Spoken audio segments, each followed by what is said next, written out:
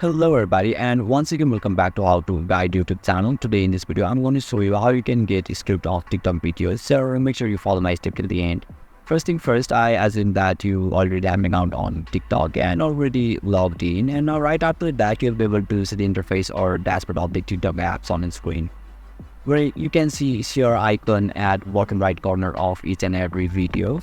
So once you hover over there, you will be able to see the embed option at top. So just tap over there or click on it, and now in here you can see the script.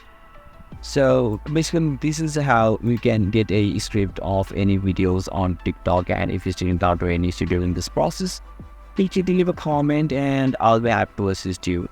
If you found this video helpful, please give it a thumbs up, and if you are new to this channel, make sure to hit the subscribe button and set the bell icon so that you can stay updated with our latest content. Thank you for watching, and I'll see you next time.